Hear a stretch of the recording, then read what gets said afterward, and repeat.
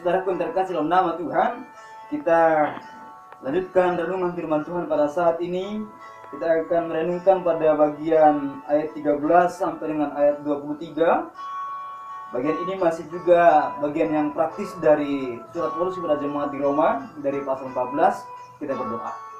Bapa, kami mohon hikmat bijaksana daripada Tuhan untuk boleh kami mengerti kebenaran-Mu dan dapat kami melakukan itu Bapa dalam kehidupan ini. Berkati semua pendengar kami Bapa dimanapun mereka berada. Tolonglah mereka juga agar mereka menemukan kebenaran dan dapat menghidupinya. Dalam nama Tuhan Yesus kami berdoa dan bersyukur. Haleluya. Amin. Firman Tuhan bagi kita, saya tidak bacakan semuanya. Demikian pada ayat yang ke-13. Karena itu janganlah kita saling menghakimi lagi. Tetapi lebih baik kamu menganut pandangan ini. Jangan kita membuat saudara kita jatuh atau tersandung. Dikatakan pada ayat yang ke-17, sebab kerajaan Allah bukanlah soal makanan dan minuman, tapi soal kebenaran, damai sejahtera dan sukacita oleh Roh Kudus. Karena barang siapa melayani Kristus dengan cara ini, ia berkenan kepada Allah dan dihormati oleh manusia. Sebab itu, marilah kita mengejar apa yang mendatangkan damai sejahtera dan yang berguna untuk saling membangun. Yang berbahagia adalah setiap orang yang mendengar dan melakukan firman Tuhan. Tema kita pada bagian ini masih dalam tema yang sama, yaitu menghargai perbedaan. Yang dikatakan kepada kita melalui nats ini adalah bahwa kita harus menjaga agar kita jangan menjadi sampai saling menghakimi. Saling menghakimi yang akhirnya menjerumuskan, membuat orang lain menjadi terhakimi atau dianggap salah, atau dianggap sesat, atau bahkan dianggap telah menyimpang daripada kebenaran Tuhan. Maka saudara yang terkasih dalam nama Tuhan, kepada jemaat di Roma, Paulus mengingatkan mereka agar jangan saling menghakimi hanya karena masalah makanan, minuman, dan juga hari-hari besar yang biasa dirayakan oleh orang Yahudi pada umumnya pada waktu itu. Oleh sebab itulah, kita juga diajar untuk melakukan hal yang sama. Diingatkan kepada kita, jangan sampai kita membuat saudara kita yang lain jatuh dan tersandung. Mengapa jemaat yang lain bisa jatuh dan tersandung? Karena perkataan kita, karena pernyataan kita. Bukan hanya berbicara hanya karena masalah makanan dan minuman mereka jatuh dan tersandung, bukan. Tapi karena penghakiman yang diberikan, karena teguran yang terlalu keras, karena pernyataan-pernyataan yang kontroversial. Sering sekali itu membuat jemaat menjadi jatuh. Dan pada akhirnya memiliki kekecewaan. Kekecewaan kepada rekannya dalam tubuh Kristus. Kekecewaan kepada pelayan-pelayan Tuhan yang lain. Mengapa? Karena begitu banyak di antara kita, begitu sering kita salah menggunakan ucapan-ucapan kita, mulut kita, sehingga kita mengeluarkan kata-kata yang tidak sepantasnya, tidak sepatutnya. Padahal bukanlah Tuhan menginginkan hal itu untuk kita lakukan. Tuhan menginginkan kita agar kita menjaga diri kita, jangan sampai menghakimi. Jangan sampai merendahkan orang lain hanya berbicara hanya karena makanan dan minuman. Hanya karena kebiasaan yang tidak terlalu penting dianggap menjadi sesuatu yang sangat penting.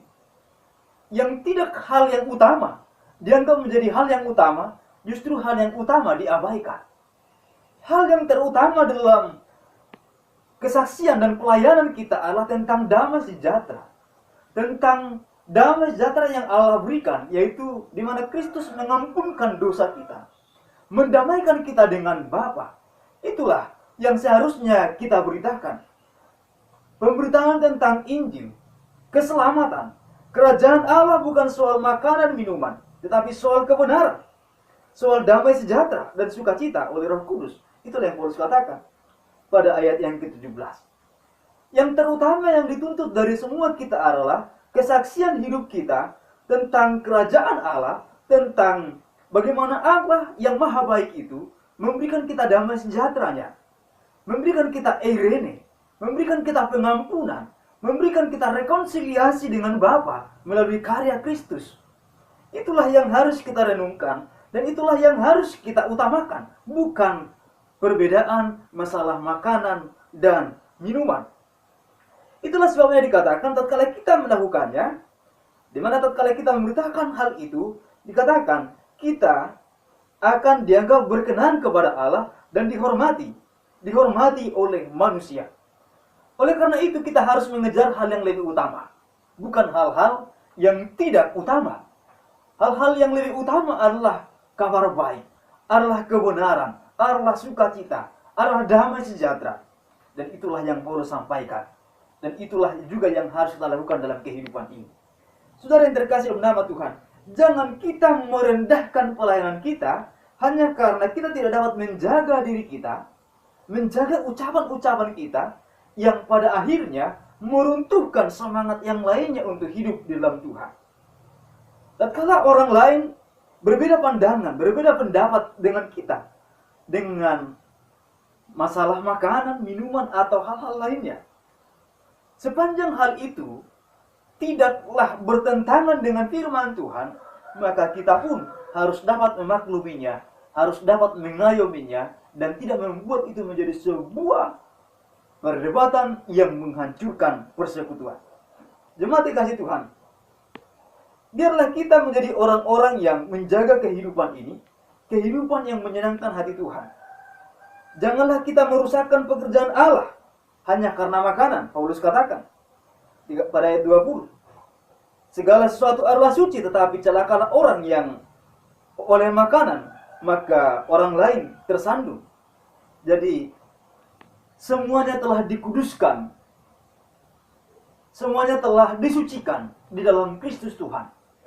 Tapi jangan sampai pada akhirnya dengan pemahaman yang seperti itu, kita akhirnya menjatuhkan yang lain, kita akhirnya menyepelekan yang lain, tidak menghormati yang lain, menghakimi yang lain, sehingga pada akhirnya mereka pun tidak menghargai pelayanan kita. Mereka pun pada akhirnya jenuh dan tidak mau lagi bertumbuh di dalam kasih karunia Allah.